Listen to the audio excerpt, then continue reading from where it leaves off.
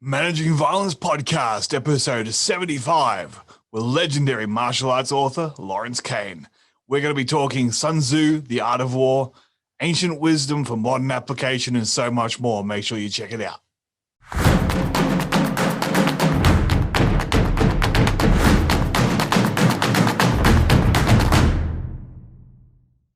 All right, everybody, welcome to the Managing Violence Podcast. As I mentioned, I'm going to be joined today by Lawrence Kane. Lawrence has written over 20 books, many of them about martial arts instruction, violence, advice for managing real-world violence. He's a tremendous author, and he's certainly his work has certainly made an impact on my life and my career. So it was a pleasure to sit down and talk with him at length. Lawrence was very generous with his time. He's a very busy guy, not only as a writer, but also in his professional career. But before I get to Lawrence, I am well overdue to thank a number of our Managing Violence Patreon contributors. You guys get a shout out when you join the tribe, and I am overdue to thank a number of people. So in no particular order, people that I don't believe I've thanked yet on air. If I have thanked you and you get a second one, that one's on the house, although feel free to double your contribution if you feel so inclined. So I do need to thank Sheridan Zhang, Ray Galea, Mary Stevens, obviously former guest Mary Stevens, also a Patreon contributor. How nice is Mary to be a guest and also to contribute? Been very fortunate to have a number of my guests as contributors, which is fantastic. Paul Harper, Donna Altena, and Barry D. Whoever you are, wherever you are, if you contribute to the podcast, I thank you so much for your support. You're the ones that pay for the hosting, you pay for the subscriptions, you pay for the software that goes into making this podcast happen. And without you, we wouldn't be doing it. So thank you very much. If you're interested in finding out what these guys get in return, other than just a shout out on the podcast, make sure you head on over to patreon.com/managing violence. Have a look at the different tiers, have a look at the different bonus content. Every single episode, there is bonus content. Today, the bonus content, I think, is around about half an hour. So an extra half an hour, an extra show, basically, just for as little as $5 a month. So if you're interested in that, head on over to patreon.com/managing violence. Also, make sure you check out the links in the description if you would like to buy me a coffee /Joe MVP, or if you'd like to pick up a copy of my book, Neon Jungle, now available on Amazon. That's it for the plugs. Let's get to the episode. Here is Mr. Lawrence Kane. Okay, joining me on the Managing Violence podcast, I have legendary martial arts author Lawrence Kane. Lawrence, thanks for joining us. Well, thank you. I appreciate it. I don't know about legend, but I do have 20 books out there, so I guess that gets along the ways. Well, you're up there in terms of volume, and I think the quality is fairly universally accepted as being of a high level. But your name was a name that when I was a teenager, spending my time lurking in bookstores, trying to read as much as I could without having to pay for them, your name was frequently in front of my eye level at the old Borders bookstore for any Australians that remember Borders. But yeah, I spent a lot of time reading your books when they were on shelf back when that was a thing. You know, a little inside story for anybody who's thought about doing a book or whatever. Back in the day, if you sold a book, you basically automatically sold about 3,500 copies, assuming it went through a big publisher, because they had to stock it in shelves. Today, if you publish a book, you've automatically sold one copy, the author one that you get for yourself. It's a very different market, and quality perseveres, and because there's so much garbage out there. There's like 4 million new titles every year, and so I and the folks that I co-write stuff with, we always try to give really high quality, really valuable stuff, so people come back and ask for more, and it's gonna be working. Yeah, absolutely. I mean, I picked up Martial Arts Instruction, the book you wrote for instructors, very early when I first started teaching. I picked up that book and found it very useful. I've recommended the Little Black Book of Violence pretty much ever since I first read it, maybe 15 years ago. Scaling Force with Rory Miller is a classic as well, which is incredibly useful for anyone who's involved in violence management on an ongoing basis. There's a ton of books. I can't go through your entire bibliography or else we wouldn't actually talk about anything else. But as you said, the 20 books are there. I only just found out when I was researching you for this podcast that you've also written fiction as well, which I didn't realize. Very little. Yeah, I actually, the funny thing is, I really wanted to be a fiction author. In fact, I went to I was really into science fiction, fantasy, speculative fiction, stuff like that in high school and college. And I went to workshops at these conventions and stuff, and entered Writers of the Future contest, all kinds of things. And basically, I'm not very good at fiction. I didn't realize nonfiction was an option, so I kind of gave up. And then what happened is martial arts instruction, which is funny because a ton of people tell me that they love that book. That's the worst book I ever wrote. It's also what started everything else. And so what happened was, a year before my black belt test, Kris Wilder, who's a fairly famous dude, he's my instructor, and he says, okay, you're going to test in a year, and I want you to bring a thesis. So I'm like, oh, wow, a year thesis. Okay. So I went off and did a bunch of research and did what you do for a thesis, right? So I show up on test day, and I hand him 140 pages, and he's like, what the hell is this? I'm like, it's the thesis you asked for, sensei. It's like, oh, no, man, I'm in like a research paper. So I'm like, oh my God, I'm an idiot. Well, about a month later, when he finished reading, he's like, this is fantastic. I really, like, wow, this is great. You got to get this published. And I'm, kind of like going, okay, how do I do that? And he goes, I don't know, go figure it out. So, sensei says, and I went and did it. And what happened was there was 3 major publishing houses that had published the books I used as references. I wrote a letter to all 3. I basically had 2 of them within a month and a half or so agree that they wanted to buy it. And I just went for the first one. So ended up with YMA. It's part of Rory and Lauren and several others get pulled into YMA as well. And I never intended to write a book, even though I always wanted to. That was really successful. About, 6-8 months or whatever after it was published, the publisher, David, calls me up and goes, so, yeah, this is doing pretty good. What's your next one going to be about? And I'm like, next one? I didn't think there was going to be a first one. So what I managed to do is I managed to talk Kris into helping me write a book I wasn't really qualified for, which is The Way of Kata, which is, a lot of folks who take traditional martial arts kind of understand what that is, but I'd say the vast majority don't. And so what we did is codified the rules of Kaizen, among other things, which is how you translate all that, moving around solo training stuff of a kata that looks wonderful and nobody knows what it means, into the actual fighting art that it represents. And, in the traditional martial arts circles, that was a huge hit.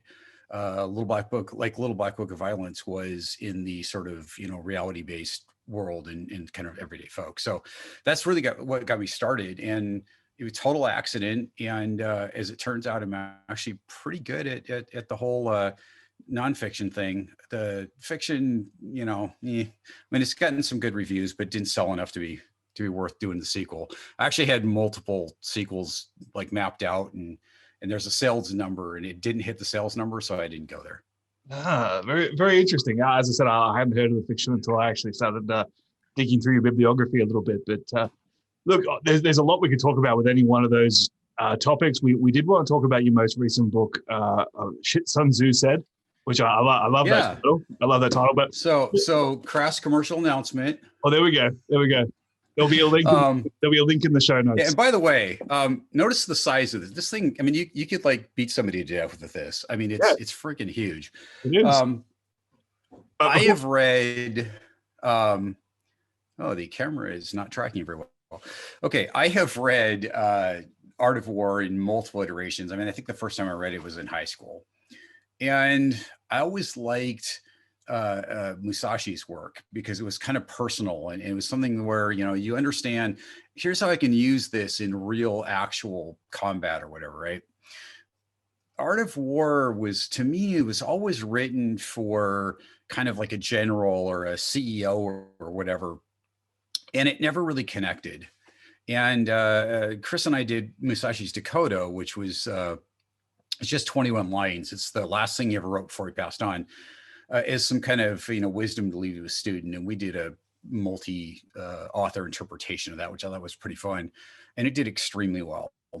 And so Kris is like, "Oh, we got to write about Art of War." And I'm like, "Dude, do you realize how big that thing is?" It's like, "Yeah, it's great." And then we started going through it, and like Sun Tzu would say the same thing in 15 different ways. And so it's like, well, okay, what do we do with this? And we kind of brainstormed a little bit and came with the idea, let's make it real. Let's make it modern. Let's make it something that's accessible to people so they can actually do something with it. And so we went through every single one of the, what is it? There's 13 chapters and I forget how many, roughly 40 some odd, sections in each chapter, and went through every one of those and gave examples of it and historical or modern stories about it. And then some things that you can either do or not do to do well because of that principle or not. And it was amazing to me how something written, a couple thousand years ago is still so relevant. And I always learn a lot when I write stuff, and I try to put that into, the audience, what I've learned as part of doing it. And I think that it's, it's by far the largest interpretation of Sun Tzu's work ever done. And I think it's the best, without trying to be, bragging about it, because we actually show how to use it for things like self-defense, for business, for, a variety of different situations, so that it's relevant.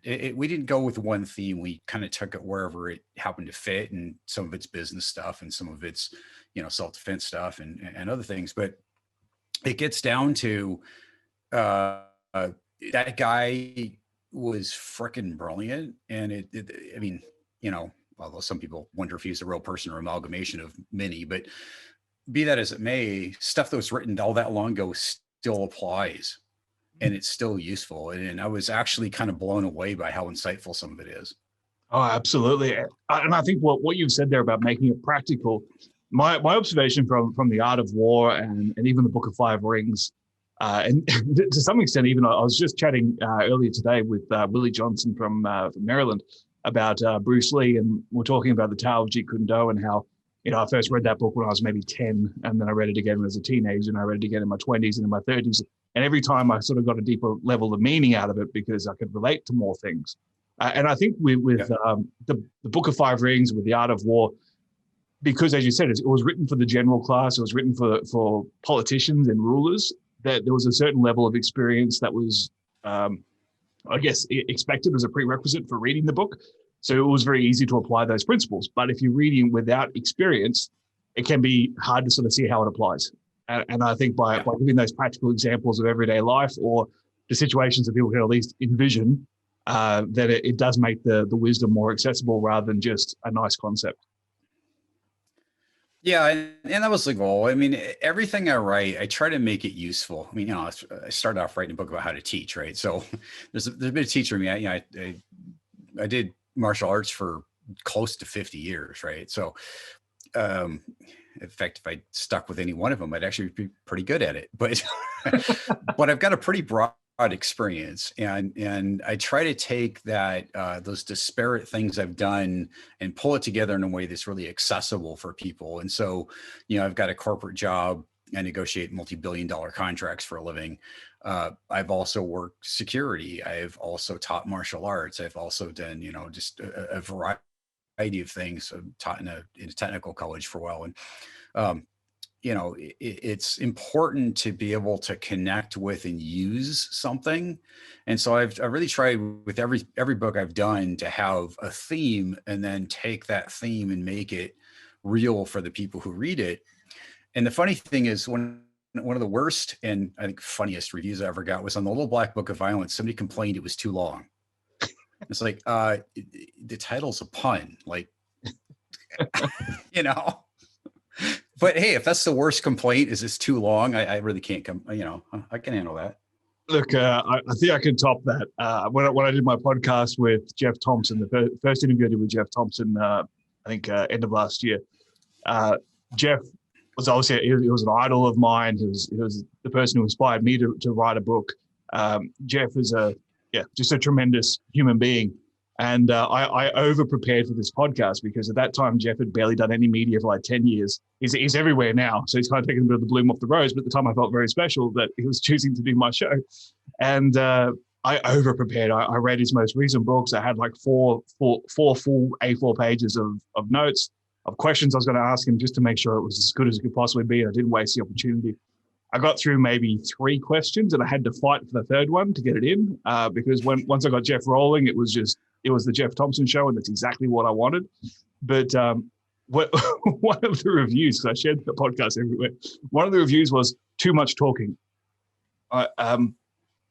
It's a podcast. Okay. I'm not sure it's a podcast with no talking, but it's not much fun to listen to. That's funny. Jeff's a great dude. Him and Ian, a lot of the British Combat Association folks, Peter Constantine, some really cool people on the other side of the pond there. Yeah. Too much talking, though, unfortunately. Yeah. Anyway, so I can relate. A book with too many words, a podcast with too much talking. That's fun. You know what else do you want in a podcast? You know what? There's I could go on a tangent, but we'll leave that. So talking about this Sun Tzu concept and how you went about sort of, I guess, choosing the examples, and let's stay focused on the violence management ones for the sake of the title of this podcast and the listenership of this podcast, and applying some of those, I guess, macro warfare concepts of international relations. Essentially, is what he was talking about. Posturing between different groups and posturing in different nation states and warring factions and insurrections and all these things that were topical thousands of years ago for a military general. And how do we apply those to the situations that a regular person may find themselves in now? Yeah, great question. So, he breaks it down into a bunch of different stuff, like, plans and waging war and strategy and tactics and, weak and strong points, maneuvering your troops, all kinds of stuff, right? And when you first look at it, you look at that and go, well, this isn't relevant, right? This is about, like you said, nation states. But think about it this way. Let's pretend you're walking home, you take public transportation, take a bus or whatever, Uber or something. And there's a person on the bus or the Uber driver is acting in a strange way. And you think this is something bad that's going to happen here, right? Would you rather be in your home neighborhood where you know people or in some place you don't know? And he talks to that. He talks to actually using the locals and gathering intelligence and using it to do, to implement your plans. And so you think about stuff like, the common example of getting chased, right? When I was a kid, I would take a bus and go to judo. And I'm wearing a judo gi. Well, guess what? If you wear a judo gi on a public bus, as it turns out, sometimes people want to pick on you. And so I got in a few fights, and usually it was not many people. In one instance, it was like 7 or 8 guys, and they chased me, and it was pretty scary. And because they were all bigger than me and they were faster than me, and I didn't know what to do. But I did know that when you go and run across a busy street, if you're first, you're probably not going to get hit, but people chasing you might. I was like 7 or 8 at the time or something. And so there's this busy street that was out near it was at the Boys and Girls Club in Bellevue, for anybody who studied under Sensei Yamada there, or at the Saddle Dojo. So for location's sake. And so, these guys chased me over several streets and went up over fences and the things I thought would get me away, and it didn't, because they're bigger and had longer stride. So I come up on Bellevue Way, which is the main street. So I think it was 4 lanes at the time, and I see a car coming, wait till it's just about there, and I bolt out in front of the car and timed it just perfectly. So the car slams on the brakes, kind of starts to slide as the other guys come right up against and kind of stop against the side of the car. The driver and the guys chasing me get in a screaming match, and I disappear. And I'm like, ooh, tactics, I am ninja. But the funny thing is I'm reading some of the stuff that Sun Tzu is talking about, knowing the area, knowing how people are going to react, right? That's all part of it. A lot of interpersonal things that you can find in his writing when you start to look at it at the right level, right? And things like terrain. Specifically, he talks about how different types of terrain and what you do, and it's very timeless, and it's it's an interesting thing because you have to draw the conclusion that I'm not talking about, thousands of people in armies and horses and stuff. I'm talking about what are the dynamics of violence that take place at a sort of macro level and a micro level. The micro level really hasn't changed, right? The weapons are different, but the underpinning psychology and physiology of the people involved in the combat really aren't. And so, there's a lot in there that directly applies. And it's pretty cool when you start to see that things really haven't changed largely in a couple thousand years, and it's still relevant. Mm-hmm. One of the things I think the reason that Sun Tzu's work, and it's not just Sun Tzu, I mean, there's a number of authors throughout history that have maintained that relevancy, throughout that, as you said, are timeless. And I think the ones that are timeless are the ones that had an innate understanding of human nature. It wasn't about how do you use a spear. It was about the person holding the spear, and it was right. About the person commanding the people holding the spear. And when you understand human nature, that is universal. That's not changed. I mean, different pressures have the intensity dialed up and down depending upon time and history and location, all that kind of thing. But the general principles are the same. And I think one of the things that I've actually just been rereading it myself the last 12 months because I'm using sections of a book I'm writing on verbal de-escalation. But much the same, I was actually a little bit dismayed when I saw your book come out. I thought you might have stolen all my thunder. But some of the things that I drew out of there is everything from the psychology of the conflict in itself down to the actual maneuvering. Like we talk about it in martial arts about not being in the power box or not being directly in front of the person, and yet on the battlefield we talk about flanking. We talk about outmaneuvering. We talk about multi-front wars. We talk about these things that are basically the same as we can apply in a one-on-one fist fight versus a nation-state clash. It's amazing how universal these conflicts are. It really is. And think about an obscure one, right? So Attack by Fire is one of his chapters near the end of the book. And that's really, the weapon of mass destruction of the time, right? Their nukes were fire bombs. And fire is pretty hard to control, but the way people react to fire is very well known. And so there was different strategies that he used depending on where the wind was and the direction of, if people were in a town or in a forest or whatever. And, talking about what do we do with fire to make people do something predictable so that we can then win, right?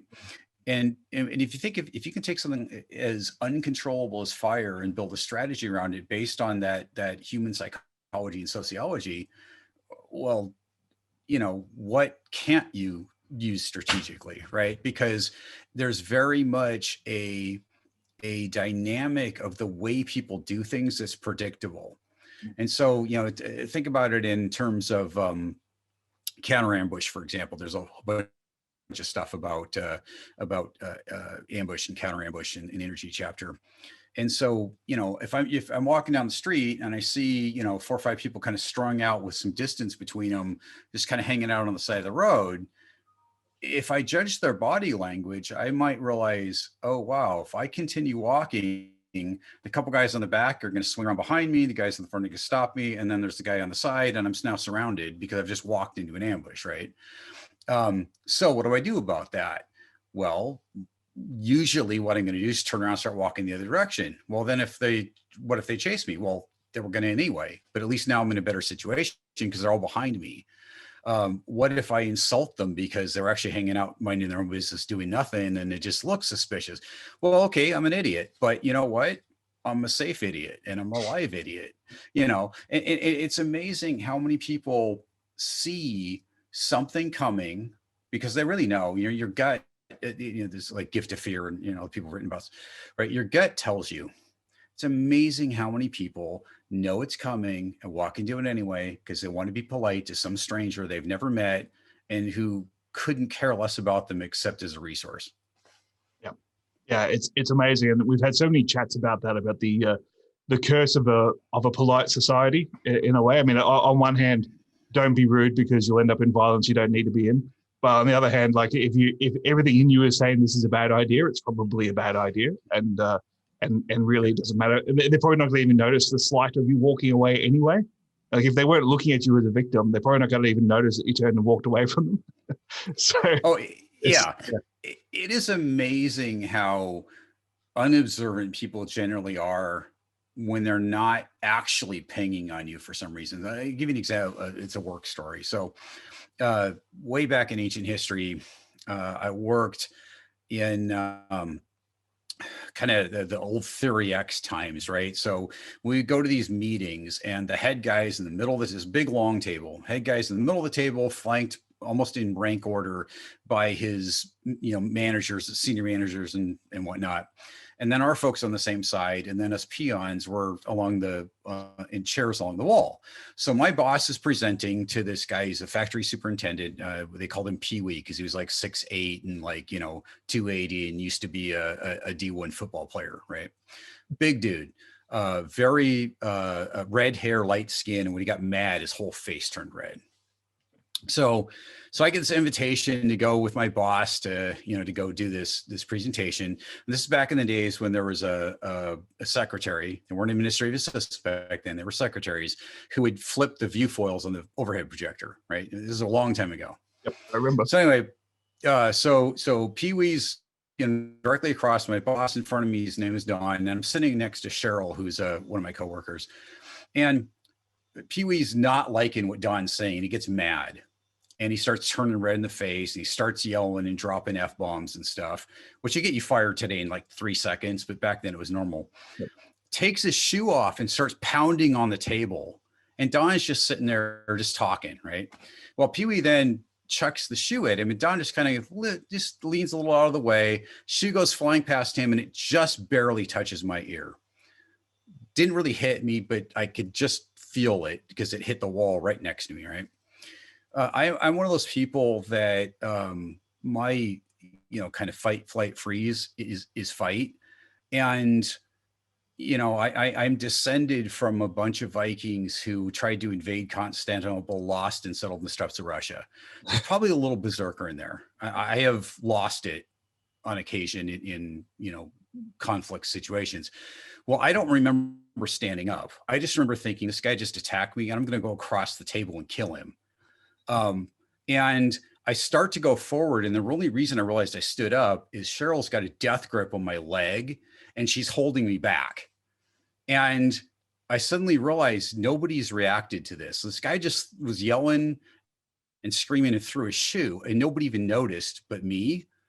And I realized oh, this is like normal, I guess. And so I just sat back down. If Cheryl hadn't been there, I would have been fired. I'd probably end up in jail, or Pee Wee would have beat the crap out of me, one or the other, because he was a lot bigger than me. But, my reaction was completely inappropriate for the situation because I'd never experienced it before. It completely caught me by surprise. And I just, hit that switch, right? But the fact is, nobody else in the room even realized it. I mean, if they saw me stand up, they probably thought I was stretching or something.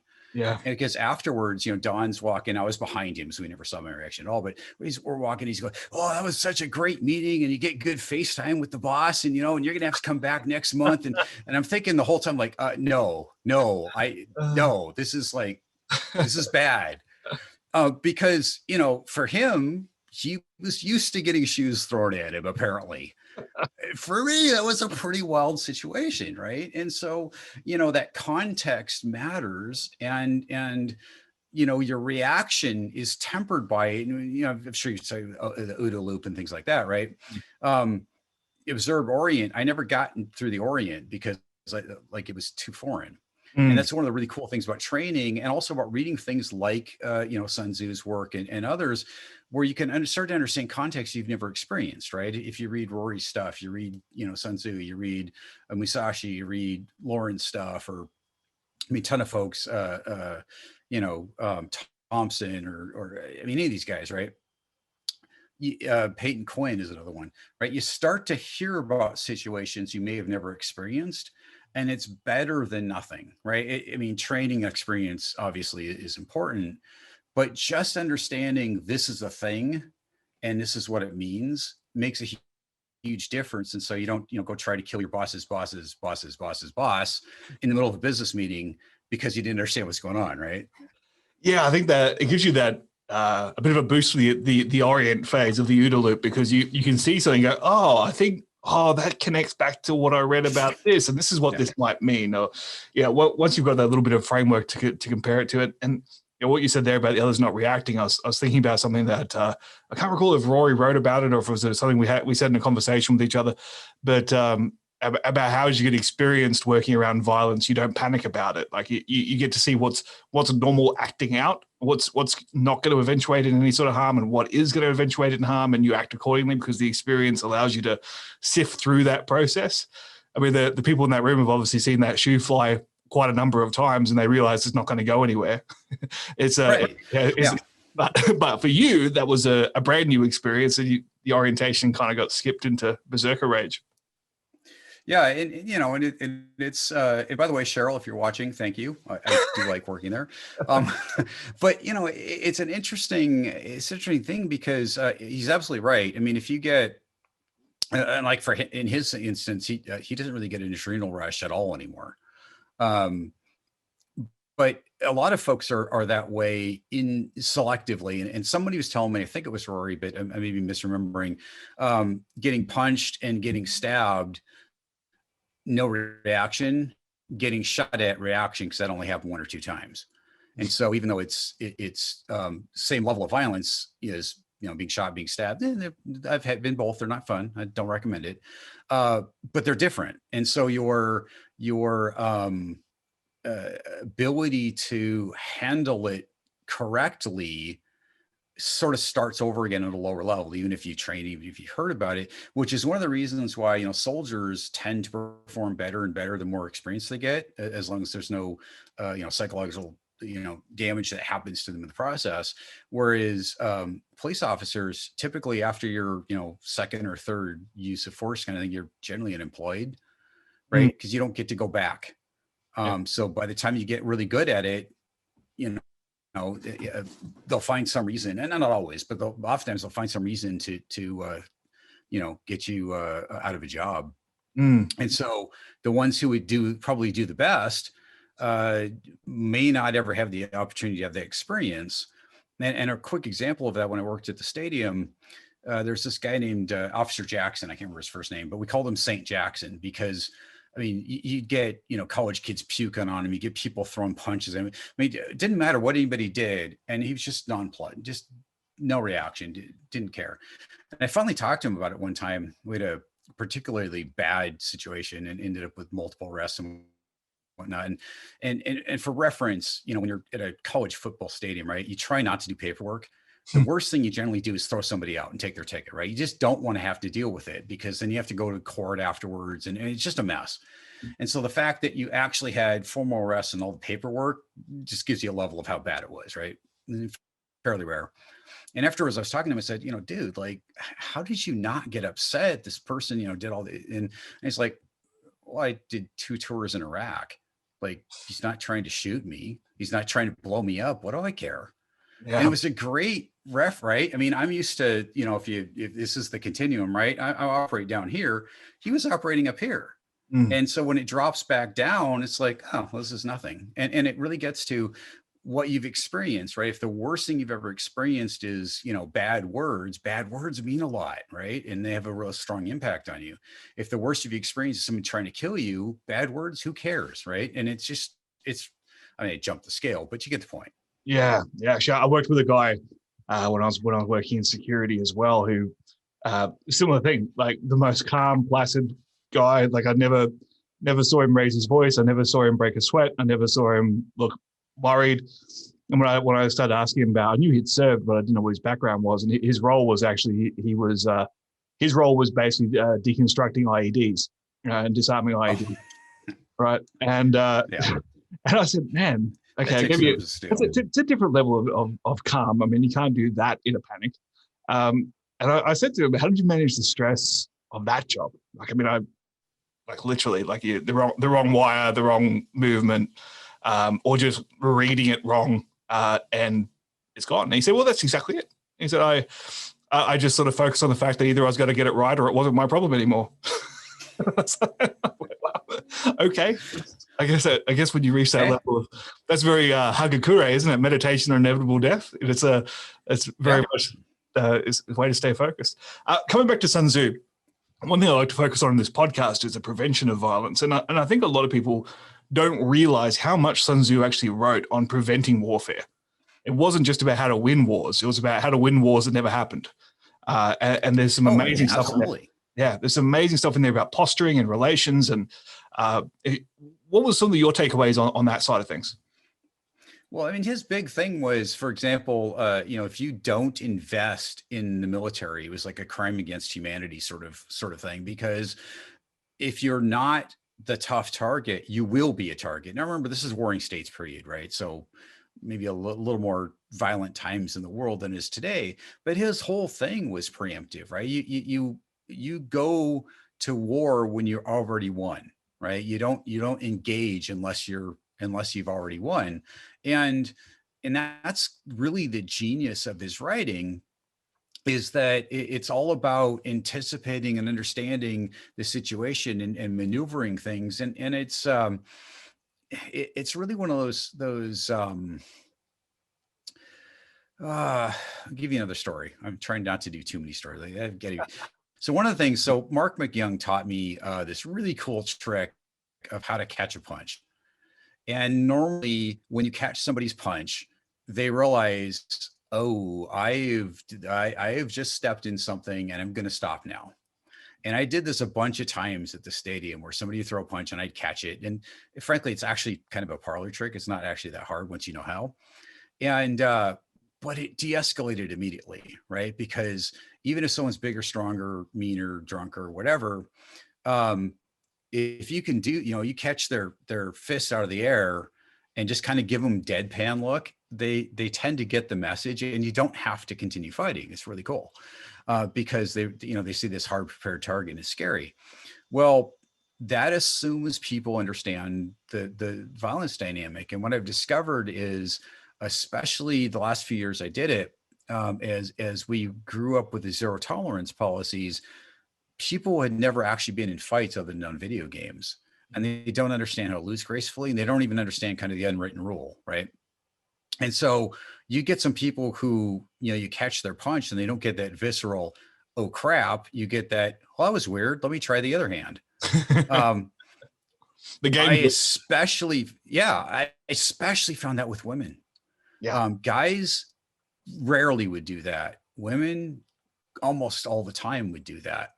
And it was very odd, because I was really, I kind of stopped doing the security stuff around the time that pretty much everybody had a cell phone. And so I was starting to be really worried about things getting on video and how they look. And I was always very good at de-escalation, and I was in well over 300 violent altercations, and less than half of them actually physically got involved. The rest of the time I found ways to make it stop without actually putting hands on anybody, either by talking or by yelling, or in a few instances I sort of cheated, like a guy threw a punch and I held up my clipboard and he smashed his hand into it and went ow and stopped, right? So said a little more, a few other words than that, but you get the point. So, but what I found is, if you're a guy and a lady's attacking you, you're already in kind of trouble. Just societally, that's generally a bad thing. Unless she's got a knife or a gun or something, in which case, then it's not so bad.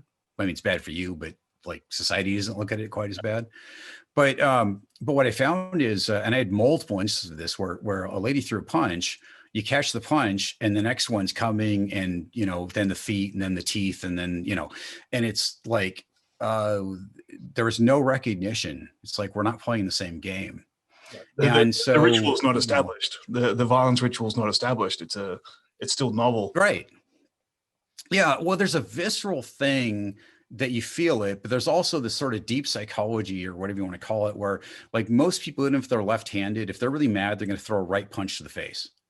Right. And there's a study, which if I knew I was going to quote that, I would have looked it up. But there's a study that shows that and the thing that behind it is that what you're mad at is represented by the person's face, right? That's the thing that's them.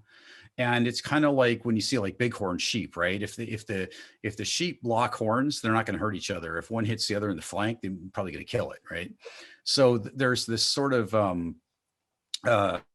social violence type dynamic that gets to that kind of punch. And guys tend to do that kind of naturally and instinctively, and women tend to not. And I don't know if it's because historically this just wasn't a thing, or I don't know the reasoning behind it. But I found in multiple instances that it, the dynamic didn't play out like I thought it would. Well, it gets back to Sun Tzu and talking about, winning before you start, right? You have to set the thing up. And so what I started doing in cases like that is I would talk more than I did anything physically. And I would set it up and create witnesses so that, I know what's going to happen. I've had this happen before. I know where it's coming. And so I'm not talking to the person because they're too mad to pay attention. I'm talking to all the 78,000 witnesses out there so I don't get fired or thrown in jail or something when it does happen. Absolutely. And so, again, that's the whole strategic view of the world that you're learning from his things. And it's really crafty, some of the stuff out there, right? But it's really trying to get to understanding your enemy and goading him or her into doing the thing that's going to be their undoing. And in some ways, I did that, in real life by playing to the audience so that I was protected for what I knew I was going to have to do. I wasn't worried about physically winning. I'm a black belt, and I've had, tons and tons of experience. I was more worried about the aftermath than it was the event itself. And so I was playing to the aftermath, which is, again, the strategy. Yeah, that witness coaching is such a vital part of self-defense training that I think it's overlooked because most don't know how to do it. And if you haven't been through the whole violence process, and by process I mean not just the pre-threat indicators and then the attack and then the defense and then the resolution, but then the court case and the payback and the aftermath and like all that stuff that happens like possibly for months or years after an incident. Unless you've been through that, sometimes you don't realize the value in setting the scene and coaching witnesses and being likable and having a clean social media presence and all that stuff that now, like you can get into a pub fight now and your Facebook will get you put in jail, right? So easily. That's going to be part even of more so today. Yeah. I mean, look at what happened in the nation's capital, right? In the US, right? Well, I mean, honestly, that read like a psyop to me personally. It's probably just a bunch of stupid people doing stupid stuff. But I mean, I do know people who like overthrew governments for a living for 3 other agencies, and you rile up the stupid people and get them to do stupid stuff. They call me useful idiots for a reason. Well, the thing you see in there is the crowd dynamic, right? There's a dynamic with crowds when crowds turn into mobs, which turn into, into this almost its own beast, right? And people do stuff, and there's a lot of reasons behind it, but people do stuff they wouldn't normally do, and they get caught up in that contagion, so to speak. And when you're involved with anything social media today, there's a whole bunch of people who are using that incident to say, oh, you made a post about thus and such, therefore you're like those people who are in the mob, whether you are or not, therefore you're going to get canceled, right? Which could be, you could lose your job, you could lose your career, well, I'll say the same thing, but you could lose your, you could get kicked out of your apartment, or you could lose your relationships. I mean, all kinds of bad stuff can happen because you're now being dumped into this, oh, you're part of that crowd, right? So there's an othering thing there. There's a using it for power dynamic. And guess what? Sun Tzu wrote all about that kind of stuff. And how the modern thing is never let a good crisis go to waste. He never said it like that, but the whole thing is, right, how do you manipulate the events as they come up and turn it to your favor so that you're going to win? And you can see that with people, you know, thousands of people losing their Twitter or Facebook or whatever accounts and those kind of things, right? Because somebody has decided to take strategic advantage of a bunch of stupid people who went off and did stupid stuff. And you don't want to have on your social media that you might think like the stupid people, because then you get lumped in with them, right? I don't have Facebook or Twitter or any of that stuff. I don't find enough value in it to be worth the potential risk. And so I just don't do it.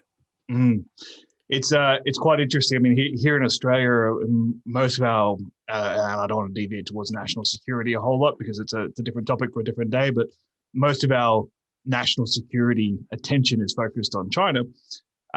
Being a major trade partner and also, you know, in our neighborhood.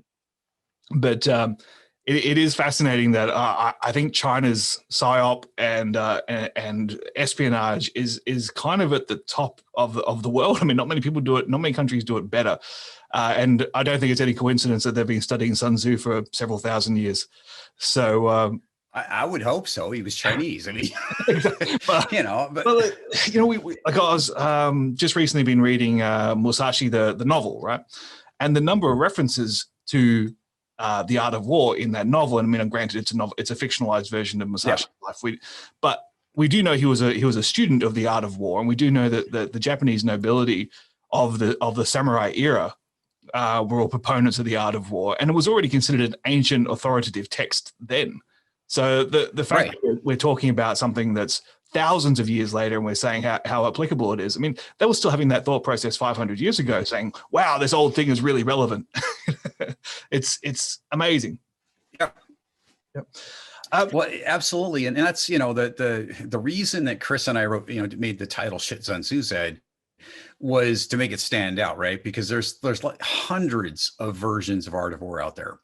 And by the way, if you don't like having, speaking of social media and all that, if you don't like having a book, it's called Shit Sun Tzu Said, there's another version of it. It's the exact same book that is Sun Tzu Said. It just doesn't have the shit on the cover because, you know, you got to have an option for people who want to be politically correct. But it is, I mean, it's really timeless, and you're absolutely right. You know, Musashi was using that. I mean, that's part of it. I mean, he, you know, the famous thing where the guy threw his scabbard down. I can't remember the guy's name he was going to duel. And he says, well, you're already dead because you've thrown your scabbard down there, for you're not going to be able to resheath your sword, kind of thing. Or the one that they used in the Bruce Lee movie, Enter the Dragon, you know, where he's put him on the boat and let the boat go.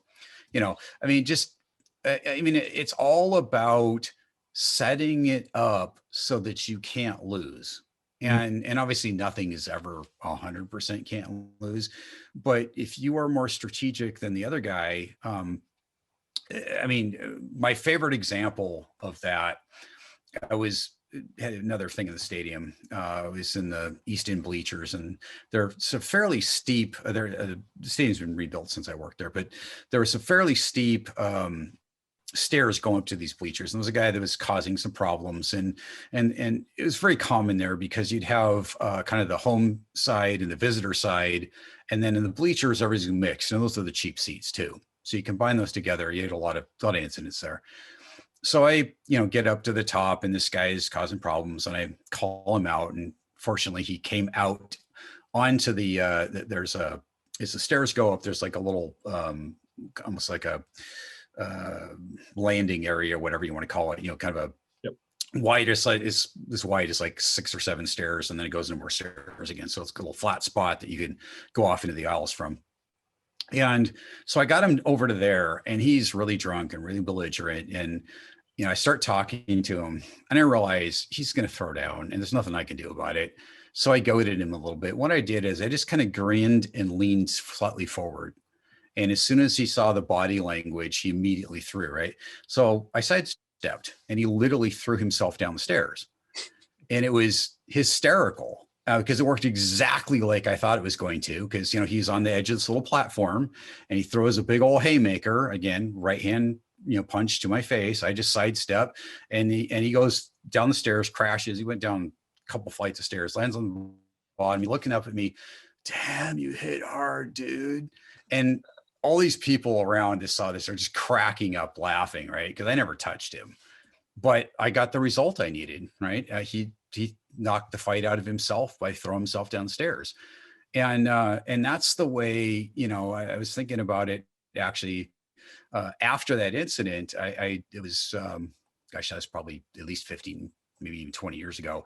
And I'd actually read Art of War not long before that. I just finished it. And I was thinking, yeah, that's what Sun Tzu would have done. Look, I really applaud you for writing the book, because I think The Art of War should be mandatory reading. If you're interested in this topic of how do we manage violence, how do we keep ourselves safe, how do we win fights or avoid fights, probably more to the, if you're a functional adult, how do you avoid being in fights? But or if you're in an occupation where you have to get into fights, at least how do we do it a little bit more strategically? I think we focus so much time on the tactics and the actual mechanics of fighting, and we forget some of the strategy elements that are so crucial when you do have the time to be able to be strategic. And I think the Art of War is so powerful for that. But as I said at the beginning, it does rely on a little bit of experience to be able to figure out how to fit the gaps. And I think this book will be one that I recommend going forward for those that maybe don't have quite as much experience, that want to see how it applies, because it does just spell it out really nicely. I do think it's something that all martial artists and all self-defense enthusiasts should read. Literally every modern strategy that you can pin down on any practitioner that you like, the origins you will find, and I'm not saying that they copied Sun Tzu, some of them probably haven't even read Sun Tzu, but you'll find a parallel. Everything from posturing and woofing, or the monkey dance, as Rory would call it, depending on what, the being big and an intimidating target. Sun Tzu talks about that. Being small and seeming defenseless until you're ready to strike. Sun Tzu talks about that. Misdirection, changing the topic, pattern interruptions. Sun Tzu talks about that. So whether you like Lee Morrison or Richard Dimitri or Jeff Thompson or Rory Miller or Mark McYoung or any other guru that you like, you'll probably find a lot of what they talk about, you will find parallels to in The Art of War. And again, not to say they've taken it, but what works. And it's worked for thousands of years. Yeah. So I highly encourage you to make sure. Well, that's the critical thing, right? The tools have changed. In some ways, some of the techniques have changed, right? But the underpinning psychology and physiology aren't any different than they were back then. So, back then they might have been using spears and, bows and arrows. And today we're using, rifles and nuclear missiles. But the underpinning concept, right, isn't really that different. And it applies at the macro level, between armies, and it applies at the micro level amongst individuals. And you're absolutely right. All of those things, I was trying to not be real salesy, but yeah, what he said, I mean, that's why you need the book. I'm allowed to sell your book. I invited you on the show. and I'm going to slap an affiliate link on it as well, just to make sure I get my 6 cents. There you go. Well, you deserve it after that. I mean, that was quite the plug. Here, let's do the shameless. That's what it looks like. I'll try to throw you honestly card over there. Yeah, but it's a great book, and I mean, even if we hadn't done anything to it, Sun Tzu's work is great. We just made it relevant to modern folks and explained what does it mean, not going back and saying this happened in the year XYZ, but rather saying, here's an example of this in modern times or in ancient times or in a business setting or in a personal self-defense setting, right? And draw it so that you can actually use it. And it's not just for self-defense. We use a whole bunch of different things because it makes it more interesting in my view. So, yeah, absolutely. But it's something that really, I think it gets to, it allows people to do better in huge number of aspects of life. You want to go buy a new car and negotiate the deal, read Sun Tzu. You want to defend yourself against some punk on the street, read Sun Tzu. You want to, get a good raise at work, read Sun Tzu. I mean, it's really applicable to so much. It's almost unreal. Yeah. And the one thing that I'm actually kind of proud of is he repeated himself a lot. And there's some sections that it appears that there was either a translation issue or a chapter got repeated or something, because there all kind of roughly the same length, and the one's like twice that long. And there's a whole bunch of redundancy department stuff in there, right? Yep. Where he says the same thing like 14 different ways. Well, we came up with 14 different interpretations, or whatever the number was, when he does that, so that you're not just reading the same thing going, yeah, I read that. That's who cares, right? So we try to take it and say, even when he's being repetitive, let's come up with a different example, different use. And so it makes it more fun. Yeah, and look, you and I both exist in the corporate world as well. You know, sometimes you need to say something 14 different ways for everyone in the room to understand it. So there's something that maybe it was done strategically for different people. But anyway, Lawrence, I don't think so, to be honest. I mean, I actually thought about that, because it was like, is he trying to just hone this point? Or is there something? Because remember, the copy that everybody has today is mostly off of a 1917 or something like that, I forget the year, translation, right? So I think something happened in there. I suspect the original wasn't quite as redundant, but it doesn't matter. It's fun to read, and I think it's valuable anyway. Yeah, absolutely. All right, Lawrence, we will draw close to the main interview there. Thank you so much for sharing your thoughts on the process behind the book and some of the key takeaways. As I said, I'll put a link to purchase the book in the show notes, so you can click on it and go straight through. Please, thank you. I was going to say, please, thank you, Lawrence. Thank you, Lawrence, for your time. I've done too many interviews today. It's a public holiday here in Australia. I'm jamming in interviews to try and get something that can. So I think I'm just about out of caffeine. But thank you very much for your time. I know you're going to hang around and do the bonus questions with us in a minute, but for those that'll leave us here, thank you very much. Yeah, thank you. I enjoyed being on the show, and hopefully people find it useful. Well, guys, I could have talked to Lawrence for a really long day. I could have spent half a day talking to Lawrence. What a great guy. Got a ton of information, ton of knowledge. He's written so many books. I'd love to do an episode with him just on how to write books, because it's certainly something I could use some help with. So, look, Lawrence was super generous with his time, and I hope you guys got a lot out of that. Make sure you pick up a copy of his book, Sun Tzu Said, or if you like the uncensored version, Shit Sun Tzu Said. I will put a link to those books in the show notes, so you can click right through. Head on over there. If you click the link, it goes through an affiliate link. I get a couple of cents for your purchase. It all goes in to help the show. So thank you very much. Guys, next week I am changing gears completely. Next week we are talking to Mr. Duncan Andrews from the UK. Duncan might be a bit under the radar, but he is a former riot police officer. He's former Queen's Guard, a former soldier, high risk riot prevention and infiltration, and he runs possibly the most detailed and comprehensive scenario training package anywhere in the world. So if you're interested in scenario training and how you go about doing it well and what layers you may be missing in your current scenarios, then make sure you check out that episode with Duncan. That's coming up next week. But until then, I'll talk to you next time.